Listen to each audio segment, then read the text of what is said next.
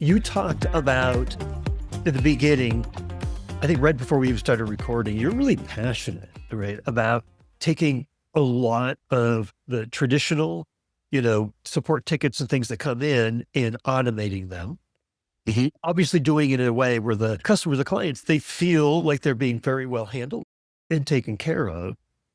What's your transforming kind of customer experience from more email focused to more self-service portals? What is your thought on that, and how quickly do you think you're gonna get there? I think it depends on what type of business you're in. I think if you're in a more B2C transactional kind of e-commerce sales types business, sort of table stakes at this point to have portals and so forth. What I'm finding in the B2B space, it's less normal that stuff exists. It's still very common for customers just to have an email address that they email or a phone number that they traditionally call.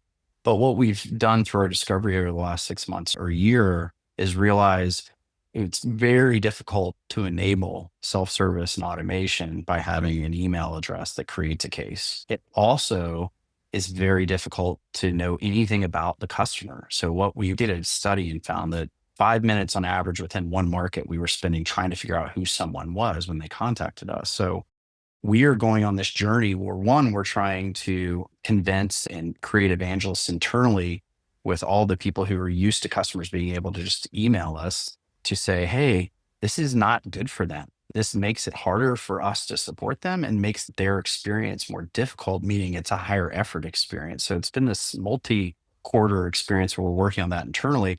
And now we're about to go out to the customers and let them know, hey, we've got this new portal and great news. It actually has frequently asked questions for a lot of the questions you would normally email us about. And what we're going to sign up for is provide a faster response to you and provide an overall quicker experience. So there's going to be some change management and that's significant change management that's required, but also we're predicting and expecting some thrash and frustration because we're changing the way that it works for our customers. But what we deeply believe and we're going after is building a portal that is really, really solid and has that frequently asked questions. And then if customers get frustrated, giving that off ramp to a human really, really quickly. Those are kind of our guiding principles.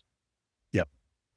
You know, it's all about building relationships. The entire CX strategy is founded on relationships, and you talked about build relationships before build AI. And I wanted to understand a little bit more about what you meant there.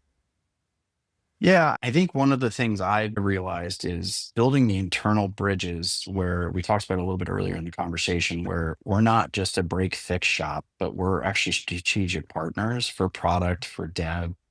And so I think building the relationships internally to try and make sure people understand what we're trying to do is a big one.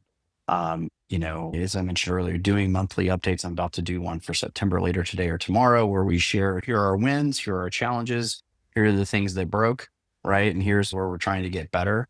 But what's really gotten clear for me this last 6 or 9 months is we can't just because it's AI related and just because we believe it's going to make the customer experience better in the long term, doesn't mean there's not a lot of internal collaboration required. So that cross departmental communication, building the right rapport with my peers, all of that's really critical so that we create, as I said earlier, sort of evangelists for what we're doing versus detractors, right? Because if we've got detractors internally, then we're going to really struggle to create the right experience for the customers to embrace the technology.